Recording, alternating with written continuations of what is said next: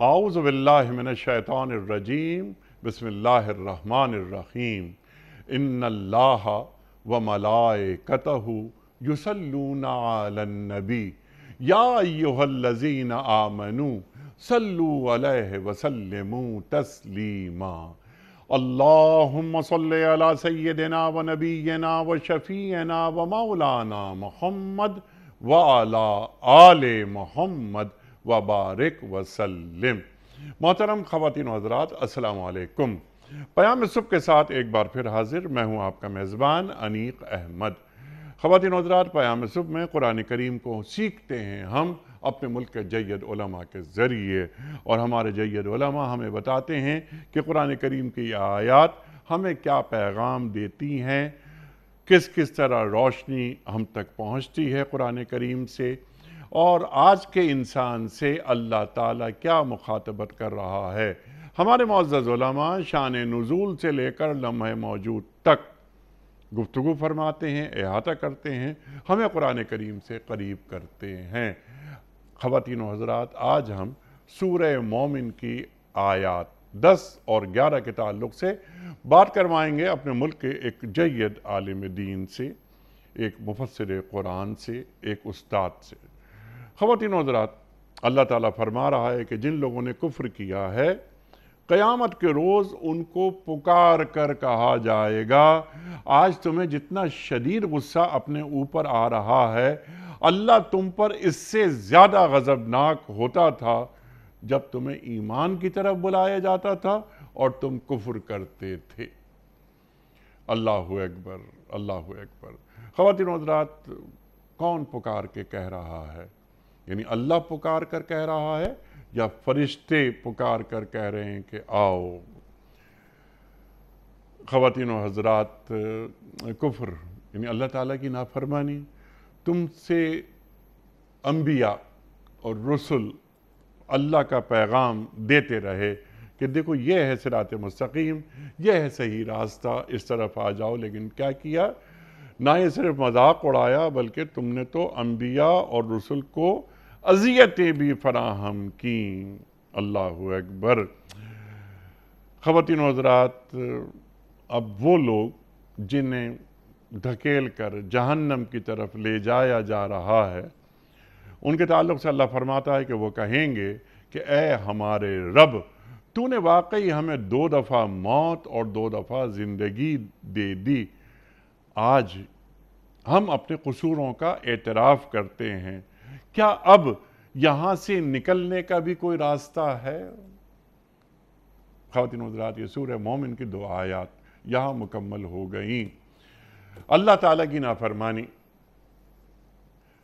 किस किस अंदाज में होती है, मैं अक्सर एक बात ये अर्ज़ करने की कोशिश करता हूँ कि कहीं हम कौली इकरार और अमली इनकार तो नहीं कर रहे, हमारे कौल और फ़ेल में कोई तज़ाद तो नहीं, किरदार गुफ्तार में हम आहंगी है या नहीं है। हम तक लोग आते हैं, पहुँचाते हैं अल उलमा ओ वरसतुल अंबिया, ख़त्म नबूवत हो गई। कुफ़ार के पास तो अंबिया और रसूल तशरीफ़ लाते रहे। सरकार दो आलम सल्लल्लाहु अलैहि वसल्लम ने अल्लाह के दीन की दावत कुफ़ार मुशरिकीन के सामने रखी, लेकिन इस्तेज़ाइया अंदाज़ अपनाया गया। वो ताइफ का वाक़या भी हमें याद है कि नौजवान लड़के पत्थर मारते थे। ख़वातीन व हज़रात, जब अल्लाह के दीन को कबूल नहीं किया जाता तो फिर अल्लाह ताला क़यामत के दिन हिसाब किताब उनका उनके सामने रख देता है। तो जवाबी तौर पर वो अपने कसूरों का एतराफ़ करते हैं, अपने गुनाहों को मानते हैं, और फिर वो दरख्वास्त करते हैं अल्लाह ताला से कि ए अल्लाह, तू हमें यहाँ से निकाल। कुरान करीम की कई आयात में तो वापसी की बात भी है कि हमें दुनिया में दोबारा भेज दे ताकि हम नेक आमाल करें। ख़वातीन व हज़रात, 2 दफ़ा ज़िंदगी दी, 2 दफ़ा मौत दी, ये कुफ़ार कह रहे हैं। ख़वातीन व हज़रात, 2 दफ़ा ज़िंदगी से क्या मुराद है, 2 दफ़ा मौत से क्या मुराद है, जो अल्लाह कुरान करीम में फरमा रहा है? بہت سارے سوالات اس ذیل میں آئیں گے، اٹھائیں گے سوالات کو تاکہ سیکھیں۔ ہم محترم ڈاکٹر حبیب الرحمان عاصم صاحب سے تشریف فرما ہیں اسلام آباد سے ہمارے ساتھ۔ ڈاکٹر صاحب کی پوری زندگی قرآن کریم سیکھنے سکھانے میں بس گزری اور گزر رہی ہے۔ مختلف جامعات میں آپ پڑھاتے رہے، ریٹائرمنٹ کے بعد وزٹنگ پروفیسر، قرآن و حدیث آپ کے بنیادی موضوعات۔ ڈاکٹر حبیب الرحمان عاصم صاحب کو خوش آمدید کہتے ہوئے پروگرام کا آغاز اللہ تعالیٰ کے بابرکت نام سے سورہ مومن آیات 10 اور 11۔ اعوذ باللہ من الشیطان الرجیم، بسم اللہ الرحمن الرحیم۔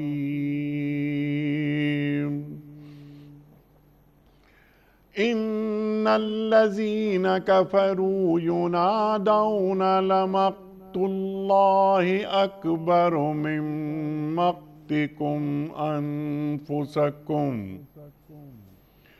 اذ تدعون الی الایمان فتکفرون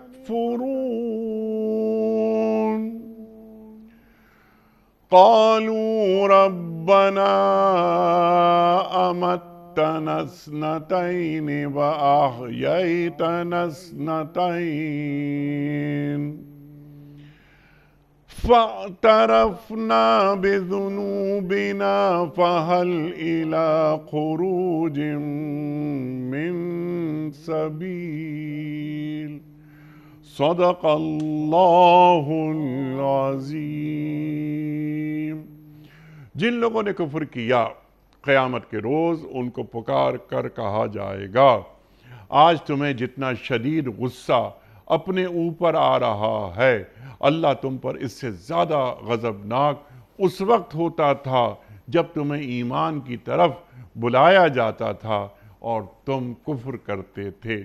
وہ کہیں گے اے ہمارے رب، تو نے واقعی ہمیں 2 دفعہ موت اور 2 دفعہ زندگی دے دی، اب ہم اپنے قصوروں کا اعتراف کرتے ہیں، کیا اب یہاں سے نکلنے کی بھی کوئی سبیل ہے؟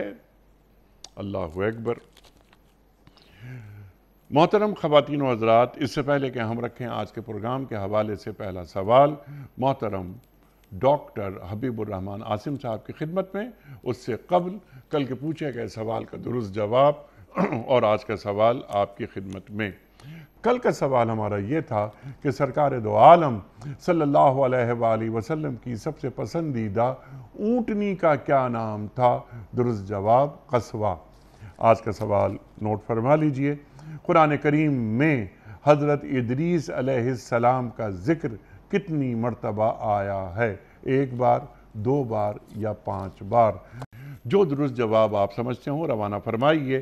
ہمارے فون نمبرز ہیں 0092215270009۔ ہمارا دوسرا فون نمبر ہے 009221430000980۔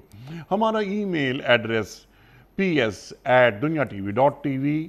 ہمارا واٹس ایپ کا نمبر ہے 009232182500194۔ محترم ڈاکٹر صاحب ارشاد فرمائیے کہ سورہ مومن کی آیت نمبر 11 یہ کیا فرما رہی ہے؟ کن لوگوں کا ذکر ہو رہا ہے؟ اور قیامت کے دن جو پکار کر کفار سے بات کہی جا رہی ہے، یہ اللہ پکار کر فرما رہا ہے یا اللہ کے فرشتے؟ بسم اللہ الرحمن الرحیم۔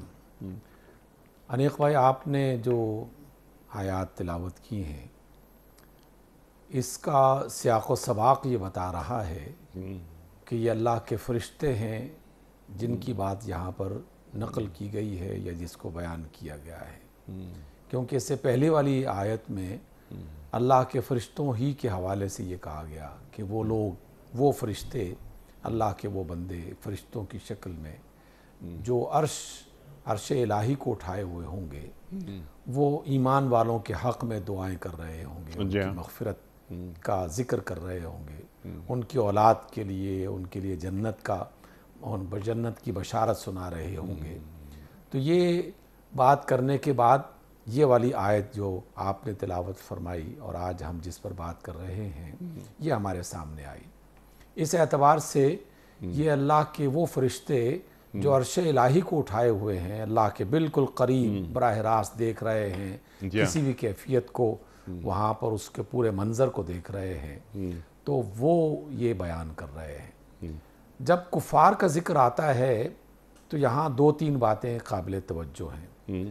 سب سے پہلی بات، اللہ تعالیٰ کا ایک ایسا تعارف جو کم از کم میری نظر میں اس سے پہلے اس انداز میں نہیں آیا کہ اللہ تعالیٰ انسانوں کے برے اعمال کو دیکھ کر ان کی نافرمانی کو دیکھ کر باقاعدہ ان پر ناراض ہوتا ہے اور انتہائی کرب والی کیفیت میں، دکھ والی کیفیت میں، غصے والی کیفیت میں وہ اپنے غصے کا اظہار کر رہا ہوتا ہے۔ جب آپ اس کو تصور کریں گے، محض تصور میں ہی اندازہ ہو جائے گا کہ آدمی جب کوئی گناہ کر رہا ہو تو اس گناہ کے موقع پر وہ اپنے رب کی کیفیت کو بھی محسوس کر لے، تو میں نہیں سمجھتا کہ کوئی ایمان رکھنے والا آدمی اور کوئی شعور رکھنے والا آدمی وہ اللہ رب العزت کی نافرمانی کر سکتا ہے۔ اس لیے جب کوئی شخص گناہ کرتا ہے تو اللہ کی طرف سے رسول اپنے فرشتوں کے ذریعے سے اس کے منظر کو پیش کیا جا رہا ہے۔ اس منظر پر بات کرنے سے پہلے ہمیں یہ بات دیکھنی ہے کہ جب کفار، اللہ کے نافرمان، اس کے باغی مرنے کے بعد قیامت اور قیامت کے بعد اٹھائے جانے والا عمل، اس مرحلے سے گزر جائیں گے، جہنم ان کے سامنے ہوگی اور ان کے اعمال کی بنا پر انہیں سخت ترین عذاب سے گزارا جا رہا ہوگا۔ اس اذیت ناک کیفیت میں جب وہ مبتلا ہوں گے تو اس وقت وہ شکوہ کریں گے، اور اگلی آیت میں جو شکوہ ہے وہ بیان کیا گیا، گویا کہ جب بھی کوئی شخص اللہ کے رسول صلی اللہ علیہ وسلم کی بات بتاتا، اللہ کے اور سنتا، اور سننے کے باوجود وہ انکار کر دیتا، رسول اللہ صلی اللہ علیہ وسلم انہیں بتاتے کہ ایک اللہ کی عبادت نہ کرو، یہ بت جنہیں تم خود بنا کر ان کی پوجا کرتے ہو، اللہ کے ساتھ شریک بناتے ہو اور اس کے ند بنا کر اس کا متبادل تلاش کرنے کی کوشش کرتے ہو، تو یہ بات غلط ہے، اور تم اس وقت اللہ کے رسول صلی اللہ علیہ وسلم کی بات کو جھٹلاتے ہوئے شرک اور بت پرستی پر اکڑ جایا کرتے تھے، ڈٹ جایا کرتے تھے۔ جب اللہ کے رسول فرماتے تھے کہ اس دنیا کی زندگی کو ختم ہو جانا ہے اور زندگی کے بعد ایک اور زندگی تمہیں میسر آئے گی، اس وقت بھی تم بڑی ڈھٹائی کے ساتھ اور بڑے تکبر کے ساتھ انکار کر دیا کرتے تھے۔ رسول اللہ صلی اللہ علیہ وسلم کی بات کا انکار کرنا، تو اس وقت بھی اللہ تعالیٰ اس سے کہیں زیادہ ناراض ہوتا تھا اور اس سے زیادہ غصے میں اللہ تعالیٰ کو دیکھا گیا کہ جب تم اس وقت اذیت کو اور عذاب کو دیکھ کر وہ برداشت کر رہے ہو۔ ان الذین کفروا ینادون لمقت اللہ اکبر من مقتکم انفسکم، جتنا دکھ اور جتنا جو ہے وہ جتنی تکلیف اور غصہ اور ناراضگی تمہیں یہ عذاب جھیلتے ہوئے محسوس ہو رہی ہے، اللہ تعالیٰ کو اس سے کہیں زیادہ تم پر غصہ آیا کرتا تھا۔ تو اللہ کی نافرمانی کا وہ لمحہ یاد کرو اور اللہ کے تصور کو اپنے ذہن میں لے کے آؤ کہ میں اس وقت اللہ کی جو نافرمانی کر رہا ہوں یہ در حقیقت اسے ناراض کر رہا ہے۔ میرا رب مجھ سے محبت کرنے والا، میری تمام حاجتیں پوری کرنے والا، میرے تمام کام پورے کرنے والا، وہ اس وقت ناراض ہے۔ تو میں اگر اللہ کی ناراضگی کا تصور اپنے ذہن میں رکھتے ہوئے اس کام سے باز آ جاؤں، اس نافرمانی سے باز آ جاؤں، تو یہ ایک بہت بڑا ذریعہ ہے اللہ کی اطاعت کی طرف جانے کا، اللہ کے راستے کو اختیار کرنے کا۔ تو اس اعتبار سے یہ اللہ کی ناراضگی کو فوری طور پر یاد رکھنے اور اسے تازہ کرنے کا ایک انداز ہے، اور ہم نے اپنے بزرگوں کو اور اللہ کے نیک بندوں کو بارہا پڑھا بھی اور دیکھا بھی کہ وہ قدم قدم پر کوئی کام کرتے ہوئے یہ سوال کیا کرتے تھے، اور بعض لوگ بتایا کرتے تھے کہ یہ کام اگر کرو گے تو اللہ تعالیٰ اس سے ناراض ہو جائے گا۔ یاد دلانا کہ اللہ تعالیٰ اس سے ناراض ہو جاتا ہے، اور کوئی شخص اللہ کی ناراضگی کا سن کر اس سے باز آ جاتا تھا، تو در حقیقت یہ نیکی کے راستے پر چلنے کے لیے بہت بڑا سہارا ہوا کرتا تھا۔ بڑے اپنے بچوں کو، بچے اپنے ساتھیوں کو یہی بات بتا رہے ہیں، تو یہی بات ہمیں اس آیت میں اللہ کی طرف سے جو ہے وہ بتائی جا رہی ہے۔ سبحان اللہ۔ ڈاکٹر صاحب یہاں پر 2-3 باتیں ہیں، شروع میں ہم رکھ لیتے ہیں تاکہ آپ انہیں کھول دیجئے اور ہمیں سمجھا دیجئے۔ یہاں یہ جو کفار ہیں یا نافرمان ہیں، جو اللہ کے حکم کو نہیں مانا، آپ نے بات فرمائی اللہ اکبر کہ یہاں دعوت کون دے رہا ہے؟ سرکار دو عالم صلی اللہ علیہ وآلہ وسلم وہ پیغام پہنچا رہے ہیں، ان کی باتوں کو نہیں مانا جا رہا ہے۔ ان کا رویہ، کفار کا رویہ، مشرکین کا رویہ بہت ہی خراب رہا۔ تو آج یعنی یہ آیت جو فرما رہی ہے، انہیں غصہ اپنے آپ پر آ رہا ہے، پہلا حصہ یہ۔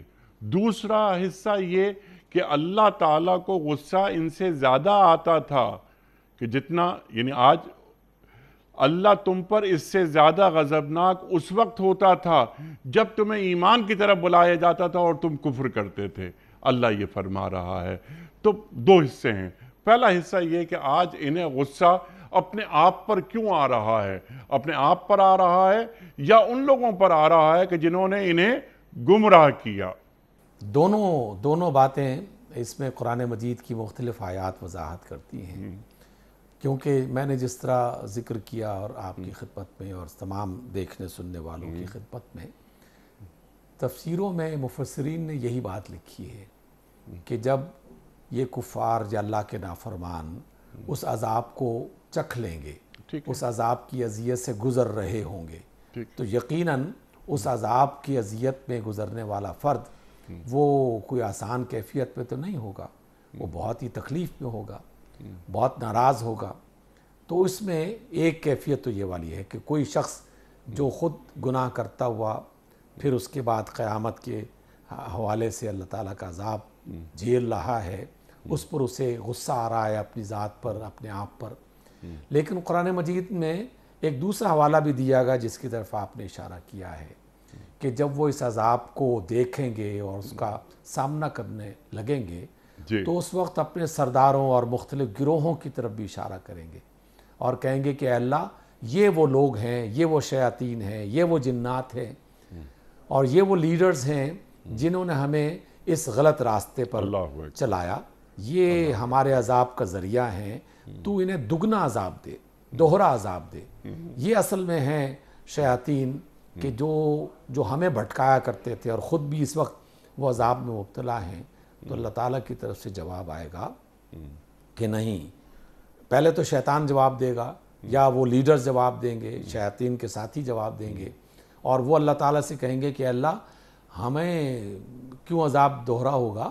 ہم نے تو انہیں محض پکارا تھا، ہم ان پر داروغہ تو نہیں تھے، زبردستی پکڑ کے تو نہیں لائے تھے اس غلط کام کی طرف، یہ تو خود ہی ایسا کام کرنا چاہ رہے تھے، یہ خود ہی برائی کرنا چاہ رہے تھے، اس لیے ہمیں دگنا عذاب دینے کی کوئی ضرورت نہیں ہے۔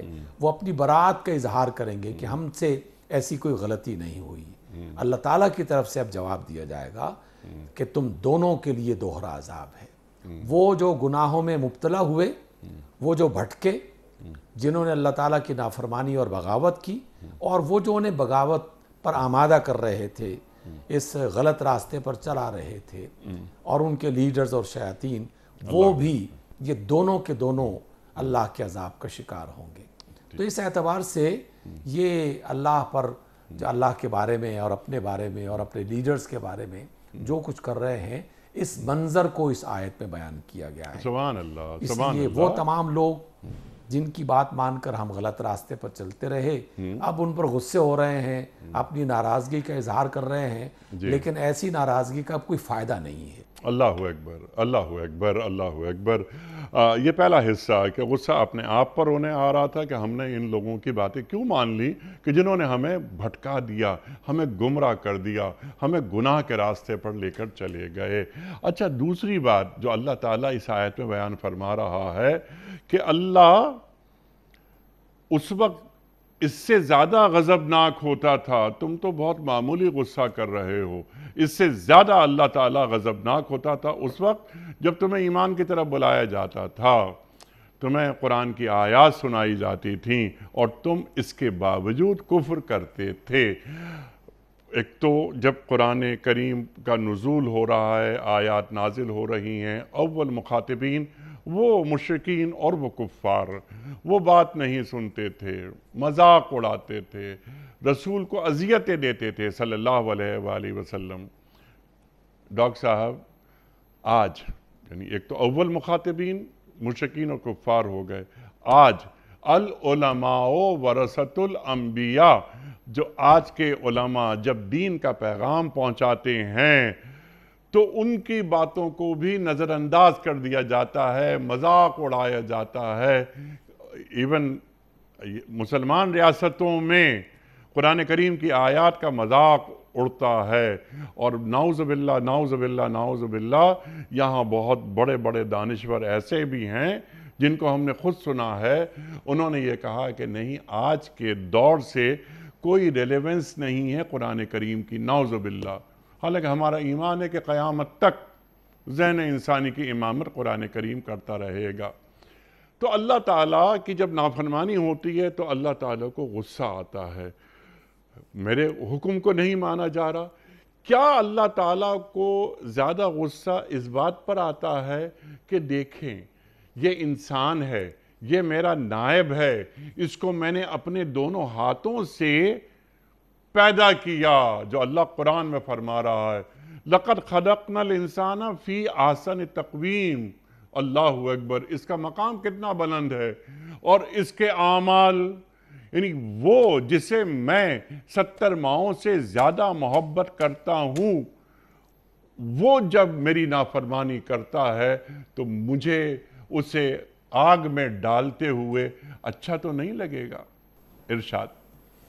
اللہ اکبر، اللہ اکبر۔ انیق بھائی دیکھیے، ابھی آپ نے ایک ہلکا سا اشارہ اپنی ابتدائی گفتگو میں طائف والوں کا کیا۔ ہم بھی جب مسلمان کوئی چیز پڑھتے ہیں یا ذکر کرتے ہیں یا بیان کرتے ہیں جی، تو ان کفار کا ذکر کرتے ہیں، جی ہاں، اور کہتے ہیں کہ دیکھو اللہ کے رسول فلاں کے پاس گئے، انہیں اللہ کے دین کی بات بتائی، اور اس نے اس طرح سے نافرمانی کی، اور اس کے بعد اس کا انجام مختلف مقامات پر ایسا ہوا۔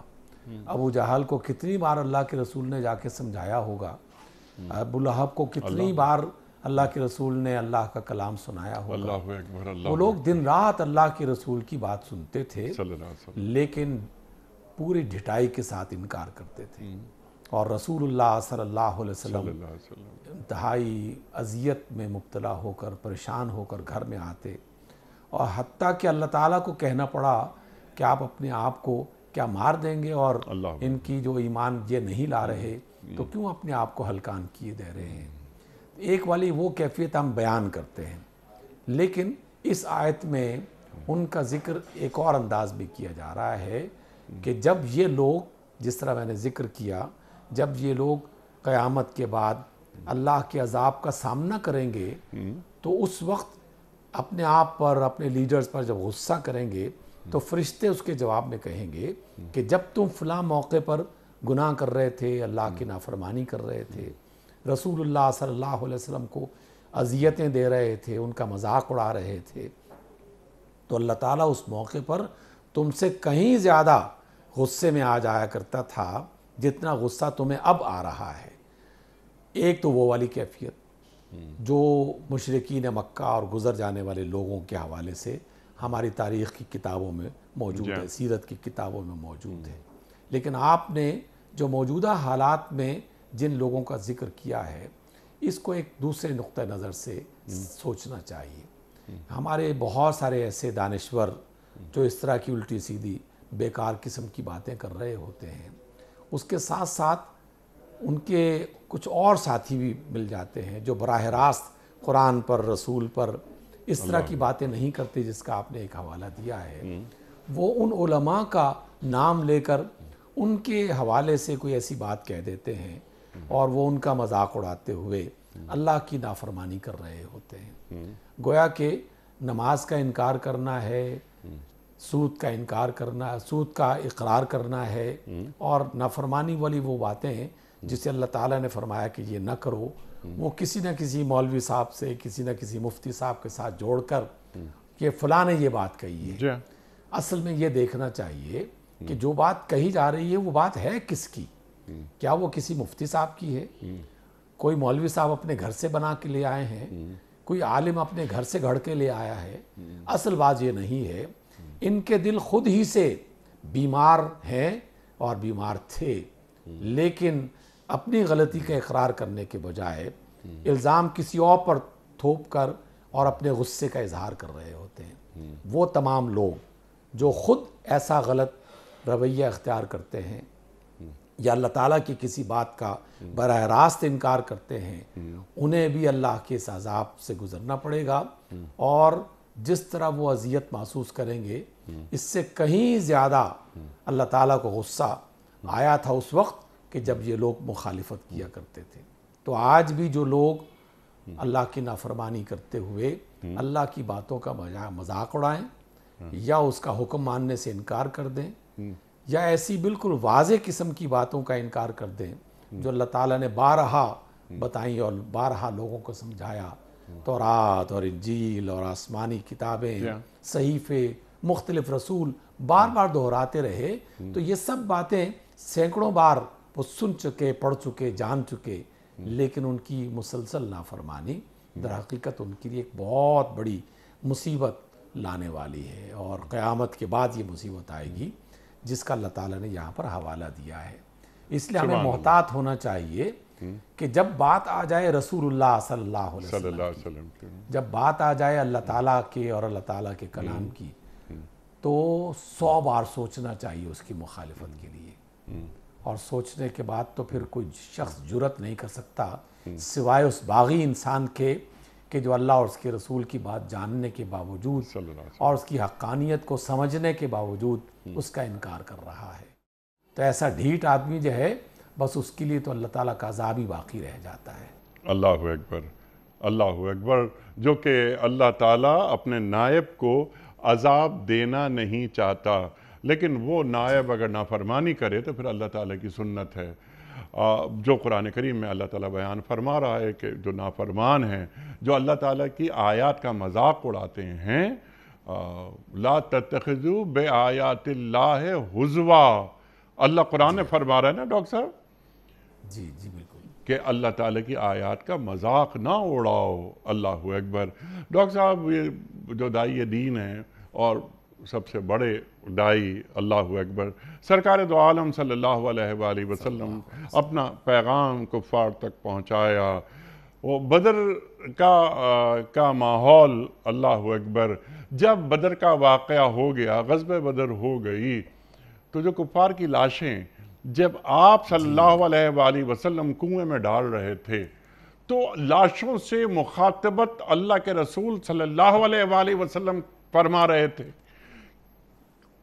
کہ کیا تم تک میں نے دین کا پیغام نہیں پہنچایا؟ کیا میں نے توحید کا پیغام تم تک نہیں پہنچایا؟ کیا میں نے اپنی رسالت کا تعارف تم سے نہیں کرایا؟ اللہ اکبر، اپنا پیغام پہنچا دیا، اس کے باوجود ان کے دلوں پر مہر لگی ہوئی تھی، انہوں نے دین قبول نہیں کیا۔ اور مبلغ اور دائی کون تھا؟ بلکہ کون تھے؟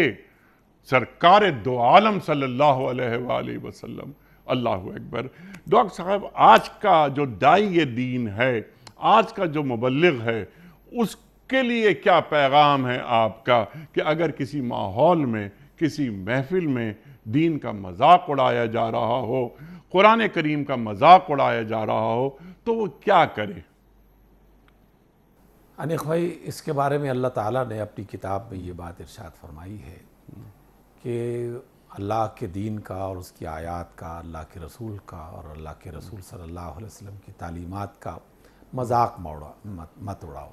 مذاق اڑانا بذات خود بہت بڑا گناہ ہے اور اللہ تعالیٰ کی ناراضگی اور غضب کا ایک بہت بڑا ذریعہ ہے۔ اللہ اکبر۔ تو خود تو قطعی طور پر اس کے قریب مت جاؤ۔ کوئی ایسی بات، کوئی ایسا جملہ، کوئی ایسی سوچ انسان کے ذہن میں بھی نہیں آنی چاہیے جو کسی موقع پر آپ علیہ السلام کی شان میں گستاخی والی بات ہو یا قرآن مجید کی کسی آیت کی نافرمانی وہ کر رہا ہو، یہ تو آنا ہی نہیں چاہیے۔ لیکن اگر کوئی کہیں پر کچھ لوگ اس طرح کی باتیں کر رہے ہوں تو اللہ تعالیٰ نے فرمایا کہ تم ان کے درمیان میں، ان کی مجلس میں مت بیٹھو، اور جیسے ہی موقع ملے، بعض اوقات ایسا ہوتا تھا کہ مسلمان منافقین کے درمیان میں اور مشرکین کے درمیان میں بیٹھے ہوئے ہیں، مجلس کسی اور موضوع پر بات ہو رہی ہے، اور اچانک ان میں سے کوئی ناہنجار وہ رسول اللہ صلی اللہ علیہ وسلم کی طرف اپنے کلام کا رخ پھیرتے ہوئے آپ علیہ السلام کے خلاف کوئی نہ کوئی بات کہہ دیتا، یا اللہ تعالیٰ کی کسی آیت کو موضوع بحث بنانے کی کوشش کرتا اور پھر اس کا مذاق شروع ہو جاتا۔ آج بھی ہمارے معاشروں میں کہیں کہیں ایسے منظر دکھائی دیتے ہیں کہ لوگ عام گفتگو کر رہے ہیں، درمیان میں اللہ رسول کی بات آ گئی اور کسی نے نادانی میں یا بیوقوفی میں یا ممکن ہے جان بوجھ کر اس میں کوئی ایسا جملہ کہہ دیا جو گستاخانہ جملہ ہوتا ہے۔ تو اللہ کے رسول صلی اللہ علیہ وسلم نے اول تو خود اس طرح کی گستاخی سے منع کیا، اس طرح کی استہزاء سے منع کیا، مذاق اڑانے سے منع کیا، اور ساتھ یہ بھی فرما دیا کہ اگر کہیں کسی مجلس میں ایسا کام ہو رہا ہو تو تم انہیں منع کرنے کی طاقت رکھتے ہو تو ٹھیک ہے، وگرنہ اٹھ جایا کرو۔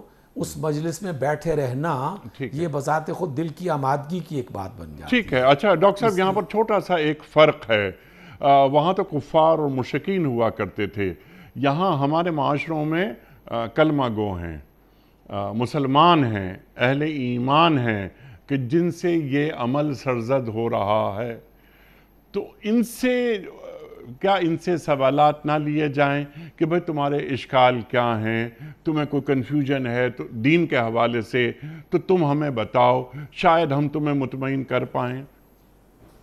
دیکھیے، یہ رویہ تو سب سے اچھا ہے اور سب سے بہتر یہی ہے کہ آدمی جب اس طرح کی کوئی بات سنے اور اسے اندازہ ہو کہ یہ کسی جہالت کی بنا پر کہی جا رہی ہے، ناواقفیت کی بنیاد پر کہی جا رہی ہے، ان کو پتہ نہیں ہے، تو ان کی تعلیم کے لیے، بات کو سمجھانے کے لیے یقیناً ایسے سوال اٹھائے بھی جا سکتے ہیں اور انہیں اس راستے پر لایا بھی جا سکتا ہے، اور ہمیشہ پڑھے لکھے زیرک افراد ایسا ہی کرتے ہیں۔ میں صرف اس وجہ سے پہلی بات کا ذکر کیا کہ ایک تو کفار کا جو رویہ تھا، اور پھر اس کے ساتھ ملتا جلتا مشابہت رکھنے والا اگر کوئی ایسا گروہ آپ کو اور ہمیں نظر آ جائے کہ جس میں ہم خود کہہ تو نہیں سکتے یا کہہ نہیں پا رہے، اور وہ گروہ جو ہے بالکل شیطانیت پر اتر آیا ہے، تو اس موقع پر وہ پہلا جو دوسرا رویہ ہے کہ وہ اسے اختیار کر لینا چاہیے کہ وہ وہاں سے اٹھ جائے۔ لیکن جو شخص بھی علم رکھتا ہے، حکمت رکھتا ہے، دانائی رکھتا ہے، اس کا اولین کام یہی ہونا چاہیے کہ ان کی غلط فہمی دور کرے۔ آج کے ہمارے یونیورسٹیوں اور کالجوں میں بہت سارے ایسے نوجوان ہیں جو بعض اوقات ناواقفیت کی بنیاد پر ایسا سوال کر لیتے ہیں، تو اس موقع پر صبر اور تحمل سے ان کا سوال سنیں، پھر صبر اور تحمل کے ساتھ ساتھ جو ہے وہ باقاعدہ ایک شعور کے ساتھ اور حکمت کے ساتھ انہیں سمجھانے کی کوشش کریں، اگر آپ اس کی اصلاح کر سکتے ہیں، اگر آپ انہیں راستہ بتا سکتے ہیں، اور اگر وہ آپ کی بات پر مطمئن نہیں ہو رہے تو پھر استادوں کا ایک طریقہ کار رہا ہے کہ آپ اس بچے کو یا اس نوجوان کو سوچنے پر مزید مہلت دے دیں اور یہ کہیں کہ بھئی میں بھی اس کے بارے میں مزید دیکھتا ہوں اور کل ہماری ملاقات پھر ہو جائے۔ سبحان اللہ۔ یعنی وہ ایک راستہ کھلا رکھنا چاہیے لوگوں کی اصلاح کا۔ کیا اچھی بات کہی، واہ واہ واہ واہ، ایک راستہ کھلا رکھنا چاہیے، گفتگو کے دروازے بند نہیں کر دینے چاہیے۔ یہ ہمارے بچے بچیاں جدید تعلیم یافتہ ذہن رکھنے والے سوالات لے کے گھومتے رہتے ہیں، تو ان کو قائل کیا جائے، انہیں لاجواب نہ کیا جائے۔ سبحان اللہ سبحان اللہ۔ ڈاکٹر صاحب، اچھا ڈاکٹر صاحب، اب یہ کفار اللہ تعالیٰ کے نافرمان وہ یہ کہیں گے، اے ہمارے رب تو نے واقعی ہمیں 2 دفعہ موت دی اور 2 دفعہ زندگی دی. ہم اپنے قصوروں کا، اپنے گناہوں کا اعتراف کرتے ہیں. اب یہاں سے تو ہمیں نکال دے، یہاں سے نکلنے کی کوئی سبیل ہے؟ یہ اللہ تعالیٰ قرآن کریم میں فرما رہا ہے. اب سوالات ہیں یہاں. ایک تو قصوروں کا اعتراف کر رہے ہیں کیونکہ ان کا اعمال نامہ ان کے سامنے ہے، وہ اس سے انکار کر ہی نہیں سکتے. جب وہ یہ فرما رہے ہیں، وہ یہ کہہ رہے ہیں یہ کفار کہ تو نے ہمیں 2 دفعہ زندگی دی 2 دفعہ موت، اس سے کیا مراد ہے؟ کفار کے ساتھ اصل بات جو تھی وہ یہ تھی کہ کیا مرنے کے بعد ہم دوبارہ اٹھائے جائیں گے؟ ٹھیک اور یہ سوال آج کی دنیا میں بھی اسی طرح موجود ہے جس طرح اس زمانے میں، یعنی قریش کے زمانے میں یا رسول اللہ صلی اللہ علیہ وسلم کے زمانے میں یا آپ صلی اللہ علیہ وسلم سے پہلے والے انبیاء کے زمانوں میں اٹھایا جاتا تھا. یہ سوال آج بھی اسی طرح برقرار ہے. دنیا میں لاکھوں انسان ایسے ہیں جو آخرت میں دوبارہ زندہ ہونے پر یقین نہیں رکھتے.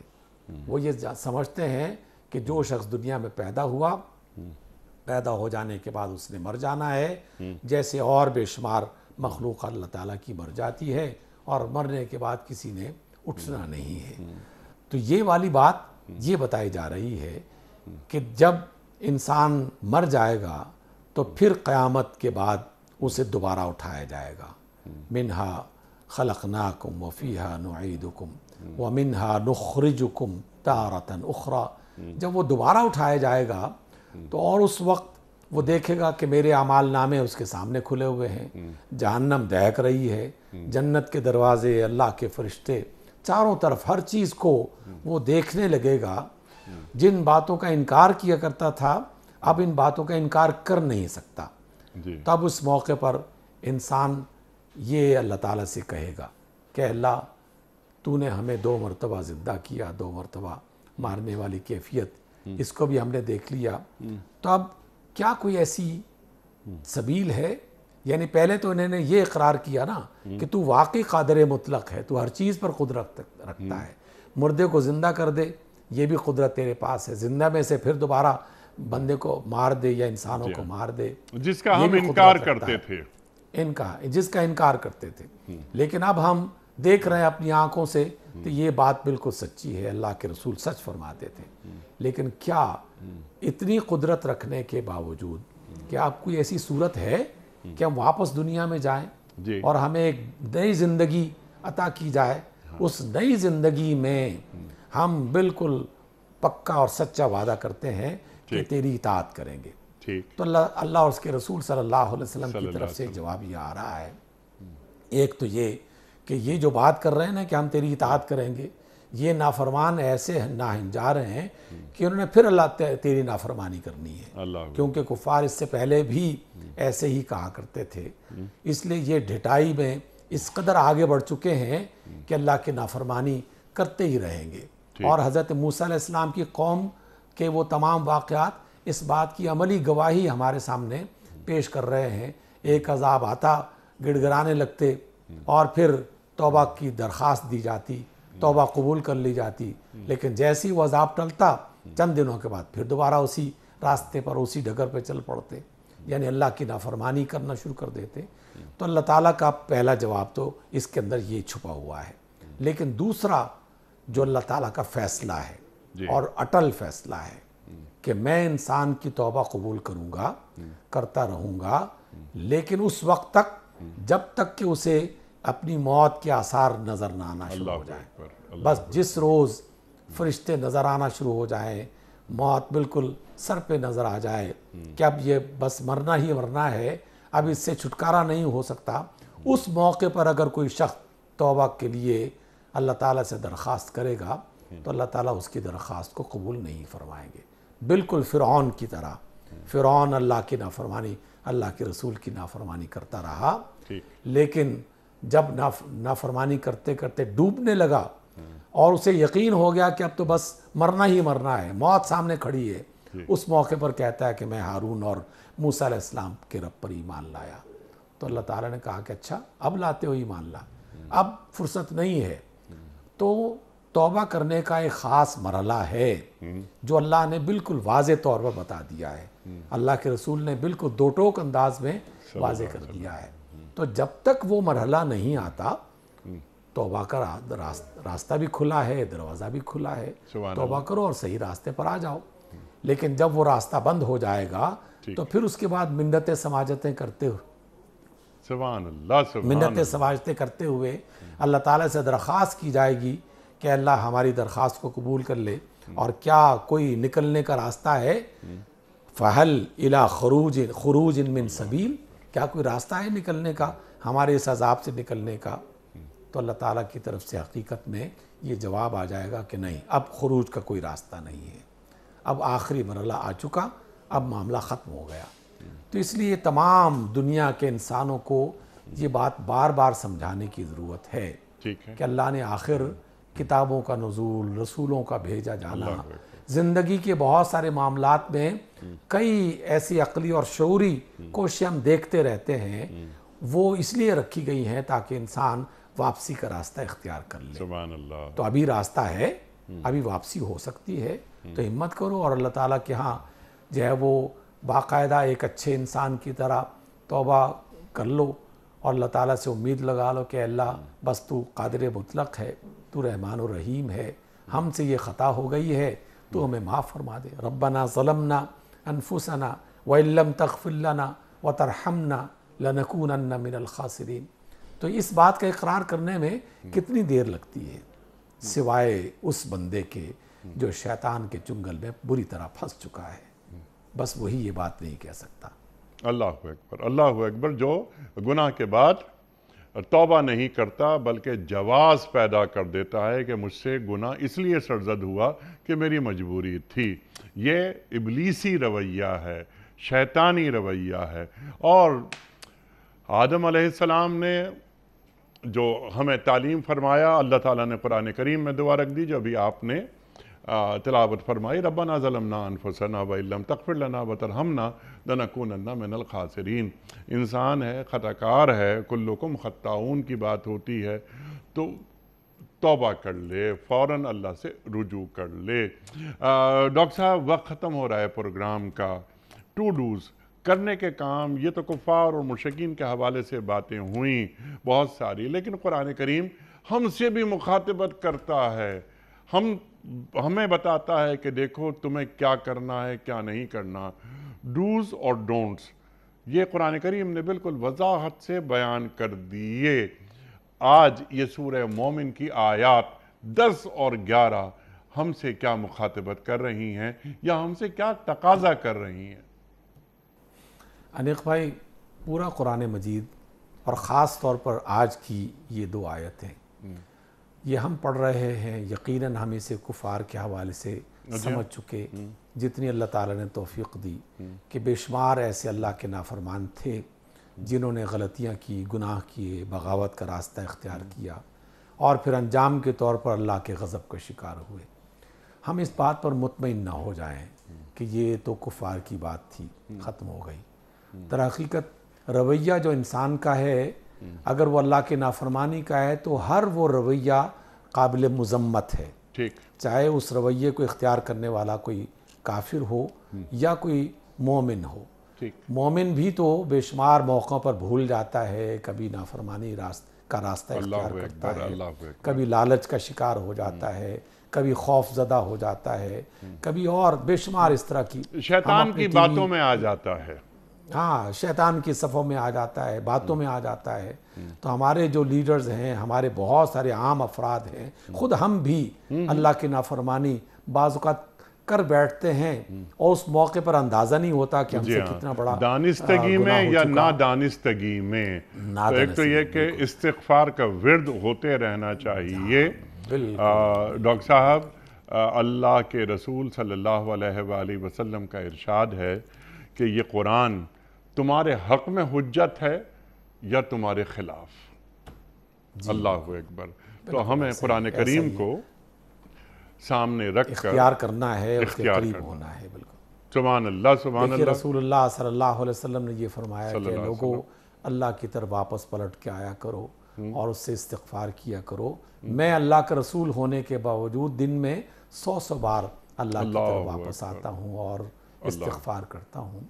تو کیسے ہیں وہ نادان لوگ کہ جو زندگی میں مسلسل بکٹٹ بڑے وہ آگے بڑھتے رہتے ہیں اور دوڑ رہے ہیں اللہ کی بغاوت میں اور اس کے نافرمانوں پر۔ آج کے دور میں بے شمار گناہ ہیں، لیکن میں آج کی اس مجلس میں بطور خاص یہ موقع مناسب سمجھتے ہوئے کہ جو لوگ انسانوں کو قتل کر رہے ہیں، جو لوگ انسانوں میں نفرت پیدا کر رہے ہیں، یہ بھی اللہ تعالیٰ کی نافرمانی ہے، بہت بڑی نافرمانی ہے۔ رسول اللہ صلی اللہ علیہ وسلم کا فرمان گرامی ہے کہ قیامت کے روز سب سے پہلے جن جرموں کے بارے میں عدالت سجے گی اس میں انسانی قتل کے بارے میں سوال کیے جائیں گے اور اس کا حساب کتاب لیا جائے گا کہ تم نے فلاں آدمی کو کیسے قتل کیا۔ جی بالکل، مقتول آئے گا اللہ تعالیٰ کے حضور اور اسی حالت میں آئے گا کہ اس کا تازہ تازہ خون اس کا بہہ رہا ہے، تو وہ اللہ تعالیٰ سے یہ فریاد کرے گا کہ یہ ہے قاتل میرا جس نے مجھے قتل کیا تھا، اس سے پوچھیں کہ اس نے مجھے کیوں قتل کیا تھا۔ اللہ اکبر۔ آج پاکستان میں اگر اس طرح کے خیالات جنم لے رہے ہیں تو ان کی کمر توڑ دینے کی ضرورت ہے کہ یہ یعنی دین کے نام پر اس سے بڑا گناہ اور کیا ہوگا کہ دین کے نام پر۔ ڈاکٹر صاحب میں آپ کا بڑا ممنون، بڑا شکر گزار، آپ تشریف لائے اور ہمیشہ کی طرح آج بھی ہم نے آپ سے بہت سیکھا۔ خواتین و حضرات، ڈاکٹر صاحب جب بھی تشریف لاتے ہیں جی چاہتا ہے کہ ان سے باتیں کرتے رہیں اور سیکھتے رہیں۔ کوئز کل کا سوال یہ تھا کہ سرکار دو عالم صلی اللہ علیہ وآلہ وسلم کی سب سے پسندیدہ اونٹنی کا کیا نام تھا؟ درست جواب قصوہ۔ آج کا سوال نوٹ فرما لیجئے۔ قرآن کریم میں حضرت ادریس علیہ السلام کا ذکر کتنی مرتبہ آیا ہے؟ 1 مرتبہ، 2 مرتبہ یا 5 مرتبہ؟ جو درست جواب آپ سمجھتے ہوں روانہ فرمائیے۔ ہمارے فون نمبرز ہیں 009221345270009۔ ہمارا دوسرا فون نمبر ہے 009221345000980۔ ہمارا ای میل ایڈریس ps@dunyatv.tv۔ ہمارا واٹس ایپ کا نمبر ہے 009232182509194۔ وقت قرآن دازی کا، اور کراچی میں میں تنہا، میرے ساتھ کوئی مہمان نہیں ڈاکٹر صاحب، کیونکہ اسلام آباد میں تو یہ کام میرے ذمے فیصل آباد سے سیدہ آصفہ، فیصل آباد سے سیدہ آصفہ۔ محترمہ، آپ کی خدمت میں دنیا ٹی وی کی جانب سے دینی کتب پر مشتمل گفٹ ہیمپر آپ کے گھر بذریعہ کوریئر روانہ کیا جا رہا ہے۔ آپ کو بہت بہت مبارک ہو۔ پیام صبح کا اختتام ہوتا ہے روزانہ ایک قول پر، اور وہ قول ہوتا ہے صاحب نہج البلاغہ امیر المومنین حضرت علی مرتضیٰ کرم اللہ وجہہ کا۔ آپ فرماتے ہیں، اے عقل مند، مذاق سے پرہیز کر، کیونکہ مذاق تیری آبرو کو ختم کر دے گا۔ اللہ اکبر۔ اے عقل مند، مذاق سے پرہیز کر، کیونکہ مذاق تیری آبرو کو ختم کر دے گا۔ اللہ اکبر۔ اپنے میزبان انیق احمد کو کل تک کے لیے اجازت دیجیے۔ خدا حافظ۔